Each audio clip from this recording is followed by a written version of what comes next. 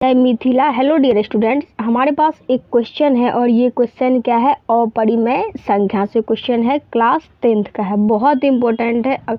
ये question exam में हर साल पूछे जाते हैं। एग्ज़ाम में इस टाइप के क्वेश्चन जो है वो हर साल पूछे जाते हैं। देखिए क्वेश्चन क्या कहता है कि सिद्ध करे कि √3 एक अपरिमेय संख्या है।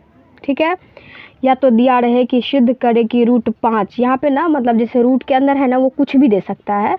यहाँ पे √3 दी हुई है तो यहाँ पे √5 दे देगी, √2 दे देगी, 5 प्लस √3 ऐसे करके भी ये दे सकता है। तो इसको क्या करेंगे, इसी तरह से बनाएंगे जैसे हम अब बना रहे हैं। देखिए पहले क्या कर लेते हैं, यहाँ पे अपरिमेय संख्या, पहले परिमेय और अपरिमेय में अंतर हम समझ लेते हैं। ठीक है, देखिए क्या करते हैं, पहले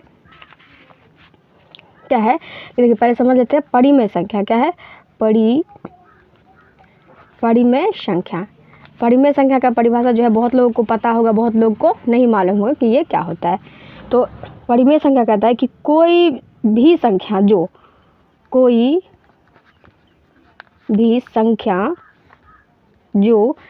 p/q के रूप में हो, p/q के रूप में हो, ठीक है, इसके रूप में हो, p/q के रूप में हो, जहाँ p और q पूर्णांक हो।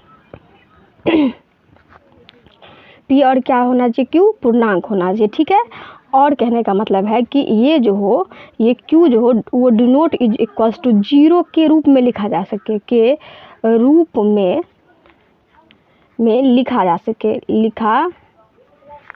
सके। ठीक है, यही है, ये परिमेय संख्या है, इसका ये परिभाषा है परिमेय संख्या का। ठीक है, और यदि बोला जाए कि अपरिमेय संख्या क्या है, इसका ठीक उल्टा है, अपरिमेय संख्या। देखिए उसका भी वही है कि कोई भी संख्या, कहने का मतलब है कि कोई भी संख्या जो p/q के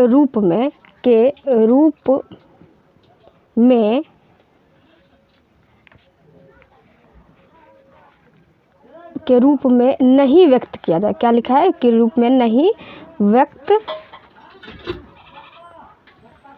किया जा सके। ठीक है, और कहने का मतलब है किया जा सके, जहाँ जो लिखा है, जहाँ p और q क्या होना चाहिए, पूर्णांक होना चाहिए, जहाँ p और q जो है वो पूर्णांक होगा। इसमें देखिए ठीक है, इसी का उल्टा है, पूर्णांक है। ठीक, और इसमें क्या कहता है कि q do not is equals to 0 के रूप में नहीं लिखा जा सके, के रूप में नहीं लिखा जा सके। ठीक है, आई होप आप लोग इस चीज़ को समझ गए होंगे। ठीक है, अब देखिए हम आगे क्या करते हैं, बनाने की हम कोशिश करते हैं। इस क्वेश्चन को जो है √3 एक अपरिमेय संख्या, इसको हम बनाते हैं, सॉल्व करते हैं। ओके, वीडियो थोड़ी लंबी हो रही है क्योंकि हम समझाने की आप लोगों को पूरी कोशिश कर रहे हैं। लिखेंगे उत्तर लिखेंगे यदि संभव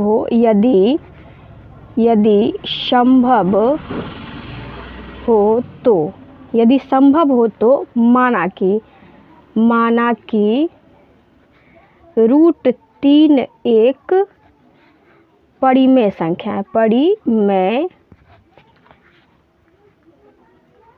संख्या है। यदि संभव हो तो √3 एक परिमेय संख्या है। अतः परिमेय संख्या की परिभाषा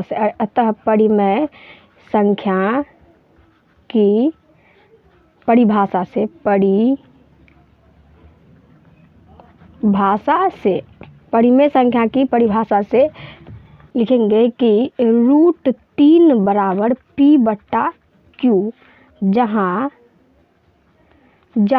q do not is equals to 0। देखिए पहले ही आपको हम बता चुके हैं कि q जो है परिमेय संख्या में क्या है, क्योंकि ये बोल रहे परिमेय संख्या की परिभाषा से यानी q do not is equals to 0 लिखा जा सके। तो यही क्या किए कि √3 बराबर p/q, जहाँ q do not is equals to 0। ठीक है, अब इसके बाद लिखेंगे यदि p और q में P और Q में एक के अलावे या अतिरिक्त उभयनिष्ठ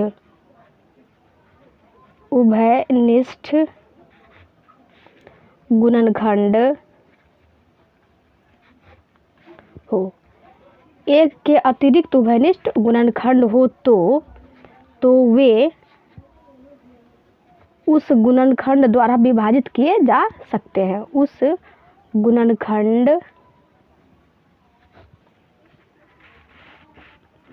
उस गुणनखंड द्वारा विभाजित किए जा सकते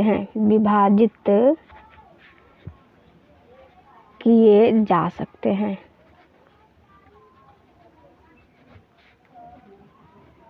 ठीक है, स्पष्ट यहाँ पे लिख दिया हुआ है, आप लोग को समझने में आसानी होगी। अब लिखेंगे अब माना कि √3 बराबर m/n। अब हम मान लेते हैं कि √3 बराबर m/n। इसको हम क्या कर लेंगे, समीकरण 1 मान लेंगे। क्या मान लेंगे, समीकरण 1 मान लेंगे। ठीक है, यहाँ तक आप लोगों में से किसी को दिक्कत नहीं होगी समझने में। लिखेंगे जहाँ अब क्या करेंगे कि ये m और n जो है, जहाँ m और n में एक के अतिरिक्त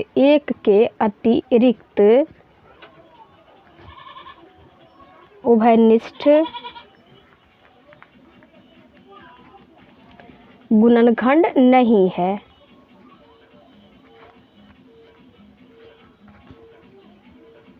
ठीक है, एक के अतिरिक्त उभयनिष्ठ गुणनखंड नहीं है। अब क्या करेंगे, देखिए अब लिखेंगे समीकरण 1, जिसे समीकरण 1 है। ठीक है, तो उसी के अकॉर्डिंग क्या करते हैं कि लिखेंगे समीकरण 1 के दोनों पक्षों का वर्ग करने पर, दोनों पक्षों का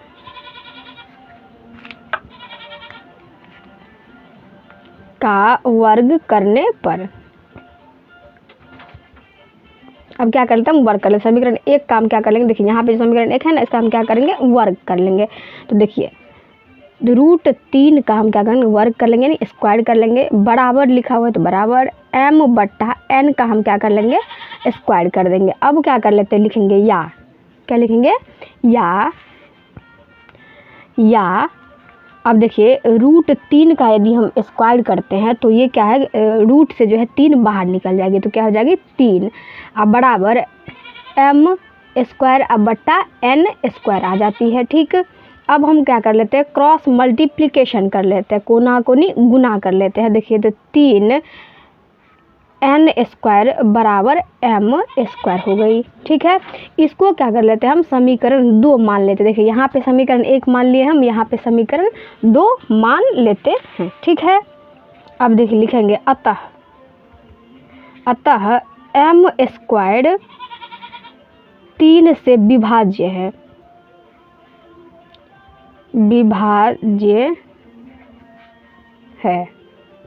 यहाँ पे देखिए एक स्टेप, यहाँ पे आप चाहेंगे तो एक स्टेप बढ़ा सकते हैं। यहाँ पे जैसे हम लिख देते हैं आपको, देखिए यदि n बराबर, या लिख लेंगे, या n² बराबर m² बट्टा 3 भी लिख सकते हैं। ठीक है, इससे एक स्टेप आगे n के लिए भी मान ले लेंगे, तो n² बराबर m² बट्टा 3। ठीक, तो m² क्या है, 3 से विभाज्य है, तो m भी क्या होगा, 3 से विभाज्य होगा। ठीक है, m भी क्या हुआ, 3 से विभाज्य हो जाएगी। फिर लिखेंगे हम आगे, माना कि m बराबर 3 के जहाँ k जो है वो क्या है, नियतांक है,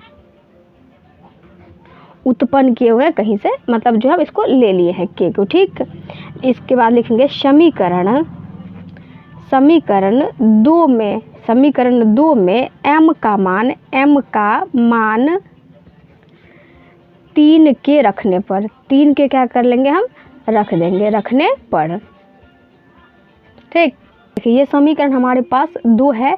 इसमें क्या करते हैं, समीकरण 2 जो है इसमें हम क्या करेंगे, हम m का मान जो है हम 3 के रख देंगे। क्या रख देंगे, 3 के रख देंगे। ठीक, तो जब हम 3 के रखते हैं तो देखिए यहाँ पे देखिए 3n² है ही बराबर, अब क्या करेंगे m² के जगह पर क्या लिखेंगे 3 के, तो 3 के का होल स्क्वायर, क्योंकि यहाँ पे m² है तो होल स्क्वायर हो जाएगी।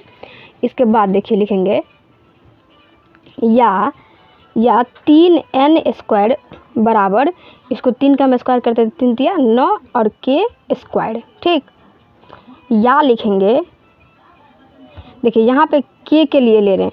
ठीक, यहाँ पे हम के ले रहे हैं तो इसको क्या करेंगे, बराबर की इस साइड है तो पलट सकते हैं, क्योंकि दोनों बराबर की इस साइड है तो हम पलट सकते हैं। तो 9k² बराबर 3 के, 9k² बराबर 3n² लिख सकते हैं।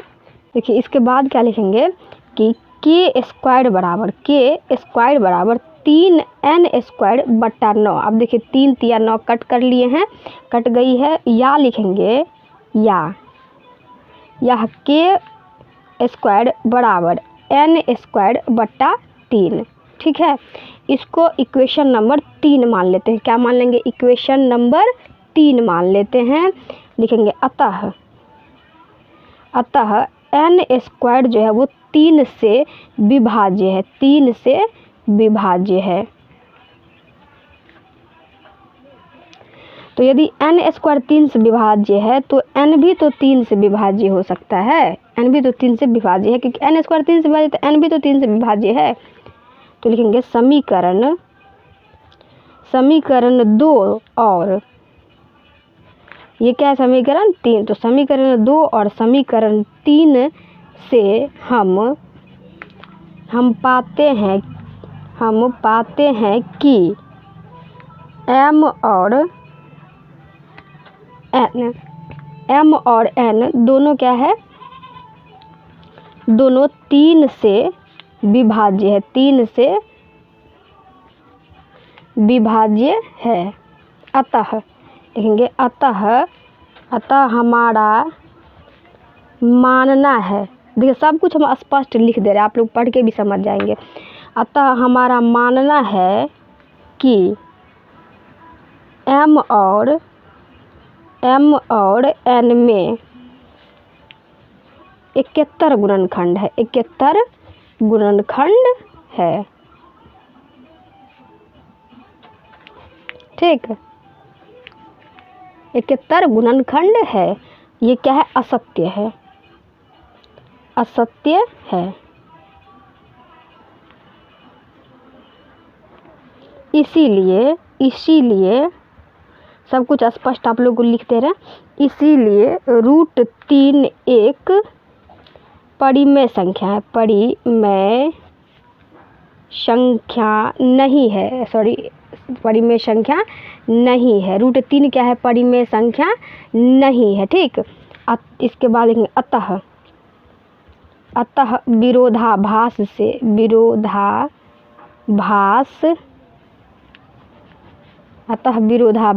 से √3 एक अपरिमेय संख्या